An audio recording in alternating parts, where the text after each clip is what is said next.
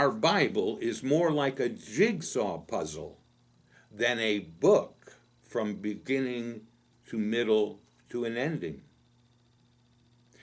Like a jigsaw puzzle.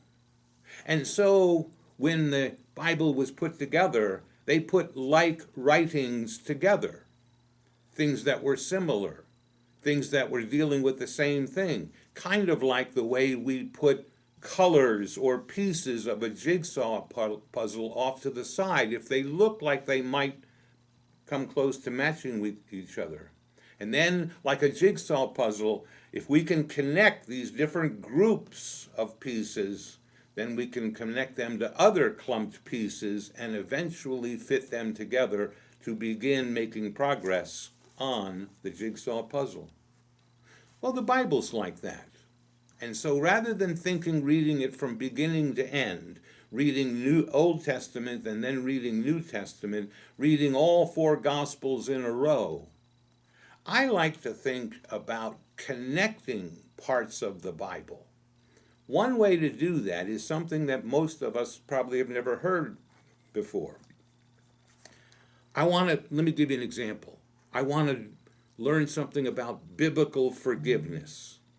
Well, I can turn to a reference book, kind of like a dictionary, called a concordance.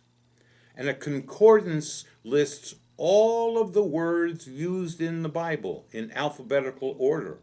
And it gives references how and where that word was used. So I would look up the word forgiveness, and it would tell me all of the passages where the word forgiveness was ever used in Old and New Testament. So you end up with a whole connected series of sentences about forgiveness. And those sentences can be quite diverse from each other. And they can change significantly over biblically inspired writings and authors. Again, I'm Reverend Paul Tuttle, trying to help and invite you to join these devotionals as we look through the Bible itself and maybe look at it a little differently. Our second pick stop on our biblical devotional track will be Matthew, the 5th chapter, verses 38 to 48. Turn to that passage and follow my comments. And I'm going to try and help us answer the simple question, well, who is and how should I treat my neighbor? In the concordance, we would look up the word neighbor. Matthew 5, 38 to 48. Jesus reminds us and says, you have heard in the Old Testament that it was said, an eye for an eye and a tooth for a tooth.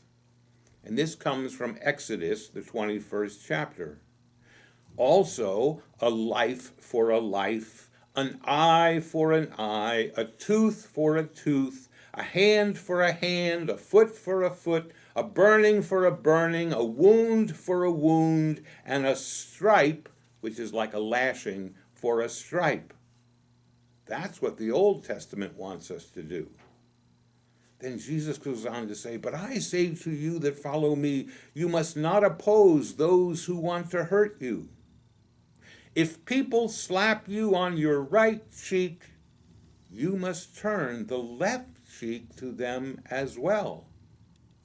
In other words, Jesus is saying we should go beyond the law. We should go beyond the practice of how people treat each other. If you want to be a true neighbor, you should turn another cheek. If for some reason they need to slap you, let them slap you twice. Or if they haul you into court and they want to take your shirt, willingly give them your coat as well. Or when they force you to go 1 mile, willingly go with them 2 miles. And give to those who ask, no matter who they are, and don't refuse those who wish to borrow from you. Trust them to repay. Who is the neighbor? Jesus says, let's go beyond the least we need to do, the least to get by or survive the problem. We should be willing to be inconvenienced. We should be willing to sacrifice, to trust that it'll work out. We should discipline ourselves not to keep an eye for an eye or a tooth for a tooth. Let's go beyond doing the least expected. The second part is when he says, starting in 43, well, you have heard it is said, you must love your neighbor and hate your enemy, from Leviticus 19th chapter. But I say to you, says Jesus, love your enemies and pray for those who harass you, so that you will be acting as children of our Father who is in heaven, that you will be acting in a more mature way. You will be complete. You will be bettering the situation. For God makes the sun rise on both the evil and the good, and he sends rain on both of them, the righteous and the unrighteous. And he said, and Jesus went on to say, so if you love only those who love you, what reward do you have? How does this help creation thrive? How are things going to improve and get better? For don't even the tax collectors do the same? If you greet only your brothers and sisters, what more are you doing? As Christians, we love all people, and that completes the cycle. That makes all of us better off. That completes being a human being. Just as your heavenly Father is complete in showing love to everyone, so also those of us who believe and follow Jesus, we must be complete.